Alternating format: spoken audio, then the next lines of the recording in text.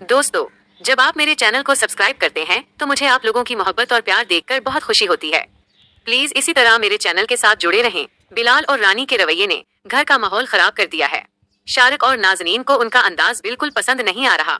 आखिरकार नाज़नीन फैसला करती है कि अब वो रानी और बिलाल के मामलात में मजीद मदद नहीं करेंगी। वो रानी से कहती है कि अब वो अपना खर्चा खुद संभाले, अपना खाना खुद बनाए और अपनी जिम्मेदारियां खुद पूरी करें। रानी भी जवाब देती है कि अब बिलाल नौकरी कर रहे हैं और वो अपनी बीवी और बेटी का खर्चा उठा सकते हैं, इसलिए उन्हें किसी के सहारे की जरूरत नहीं।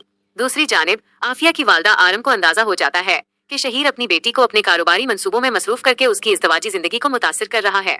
वो शहीर को समझाने की कोशिश करती है कि आफिया की नई शादी हुई है और उसे अहमर के साथ वक्त गुजारने का मौका मिलना चाहिए, लेकिन शहीर अपनी जिद पर कायम रहता है और आरम को अपने मामलात में मुदाखलत न करने का कह देता है। गुड़िया अपनी बेटी बिया को हमजा को बुलाने के लिए भेजती है, लेकिन बिया जब हमजा के पास पहुंचती है तो उसे बेहोश देखकर खौफजदा हो जाती है। उसकी चीखों पुकार सुनकर गुड़िया और अहमर फौरन वहां पहुंचते हैं। अहमर हमजा की हालत देखकर फौरन एम्बुलेंस बुलाता है। हमजा को अस्पताल ले जाया जाता है, जहां सब परेशानी और खौफ में मुब्तला होते हैं। डॉक्टर बताता है कि हमजा ने शदीद ज़हनी दबाव लिया, जिसकी वजह से उसे हार्ट अटैक आया। ये सुनकर गुड़िया को शदीद सदमा पहुंचता है। उसे महसूस होता है कि शायद उसके फैसले और दूरी ने हमजा को इतना तोड़ दिया कि वो बीमार पड़ गए।